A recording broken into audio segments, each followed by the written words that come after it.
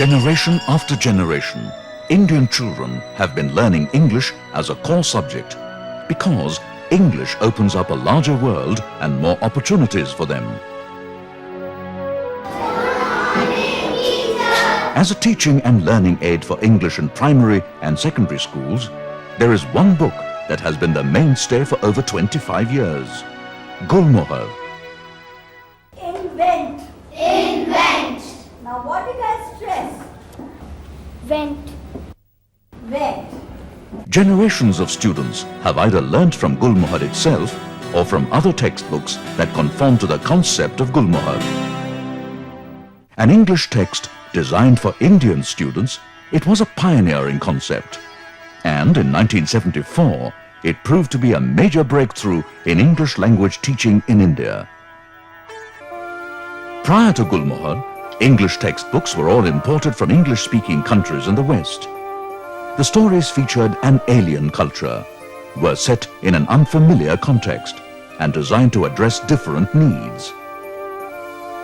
Then things changed. Orient Longman Limited, under the visionary leadership of Raja J. Rameshwar Rao, took the initiative to develop textbooks which were wholly indigenous, with material to suit the needs of Indian students against the backdrop of their cultural heritage.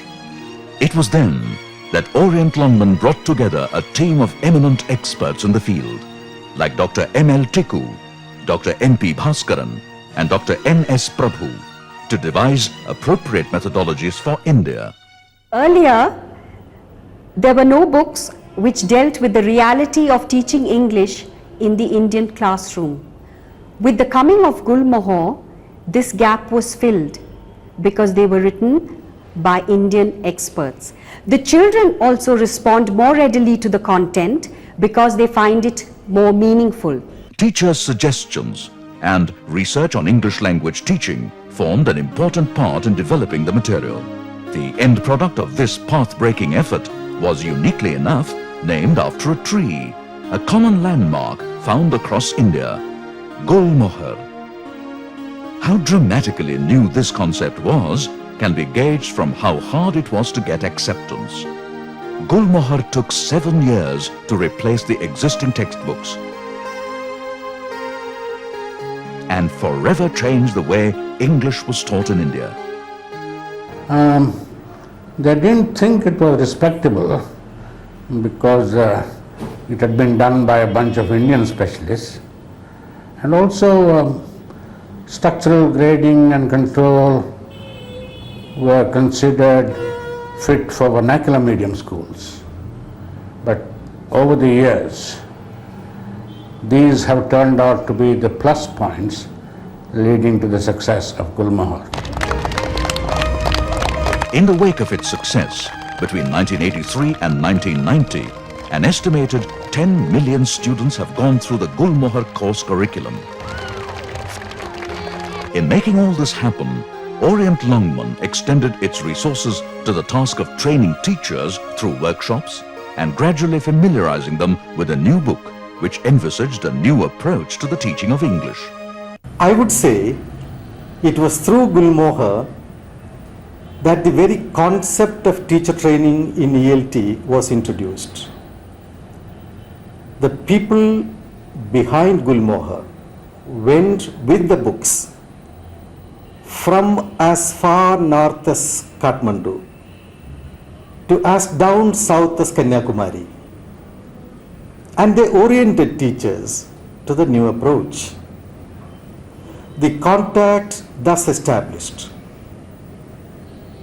has given Gulmohar rich, ongoing, valuable feedback which has enabled periodical revisions.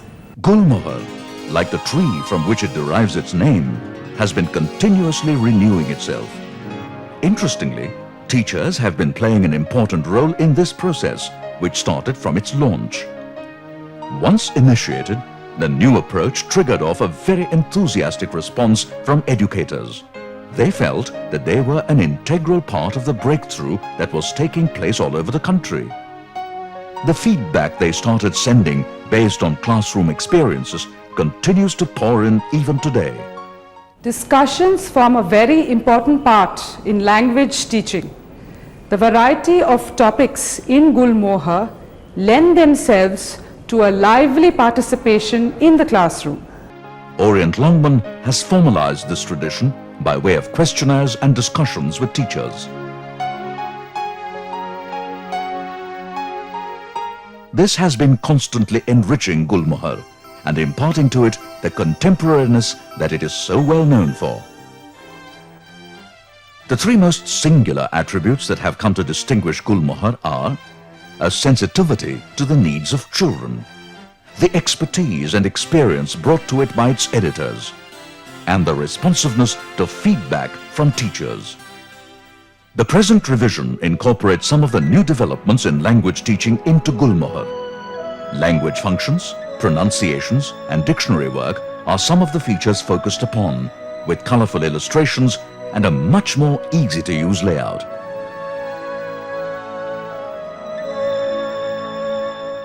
Each time we have revised Gulmohar, we have looked at features which make it more alive to the needs of the time, more relevant to the needs of young learners in the classroom as well as outside it. Orient Longman believes that learning a language is not just about learning a language. In Gulmohar, we try to teach children to be efficient as well as sensitive, caring users, indeed citizens of the language. To many people in Orient Longman and to those involved with Gulmohar, it is not just the task of publishing a textbook. There is something that runs rather deeper, a deep conviction in the ideals that have been nurturing its growth, the desire to contribute to better education and values. Above all, the responsibility of ensuring the very best for our children that reaffirms the commitment. Gulmohar, language for life.